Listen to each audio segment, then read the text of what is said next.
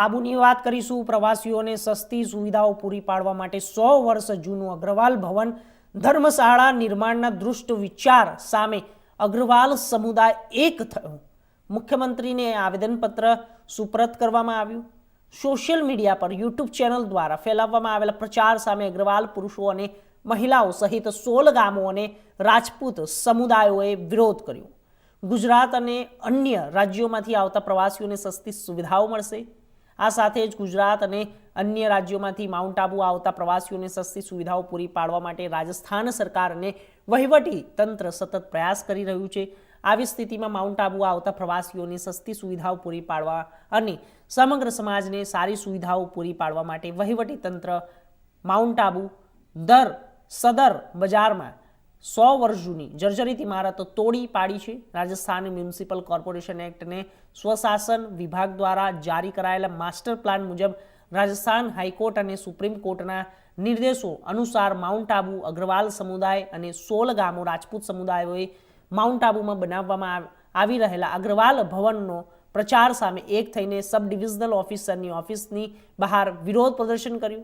આ પ્રચાર ફેલાવતી YouTube channel સામે સૂત્રોચ્ચાર કરવામાં આવ્યા અને ગંદા પત્રકારિતામાં સામેલ પત્રકારો સામે પણ કાર્યવાહી કરવામાં આવી હતી। 8 साल हो गए इस बिल्डिंग को बनते हुए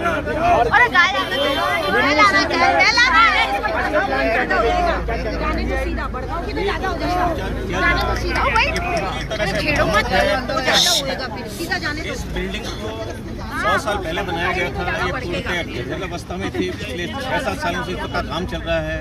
हमने नगर पालिका से उपखंड कार्यालय से समय समय पर इसके टोकन प्राप्त किए हैं, परमिशन प्राप्त किए हैं, उसी के अनुरूप काम किया गया है।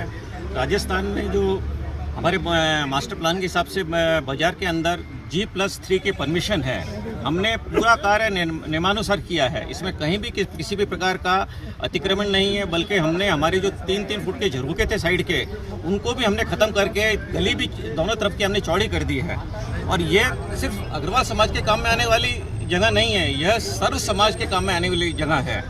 इसमें हमारे एक बाल मंदिर का संचालन भी होता था। समय समय पर हम चिकित्सा केंद्र भी लगाते रहते हैं और सभी समाजों को हम बहुत ही निम्न शुल्क पर इसको हमेशा देते रहे हैं। और इस संदर्भ में सभी समाज हमारे साथ में हैं। अगर हमें किसी प्रकार की कानूनी कार्रवाई करनी है तो हम जल्दी वह भी करेंगे। और सभी समाजों को साथ में लेकर हम बाजार बंद करना पड़ा तो उसके लिए भी हम तैयार हैं। और इस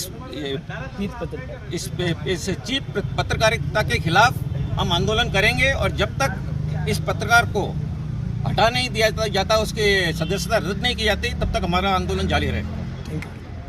हम सब लोग पूरे आबूवासी मिलकर के इस चीज़ का विरोध करेंगे और किसी भी समाज का अहित होगा तो हम उसके साथ में खड़े रहेंगे।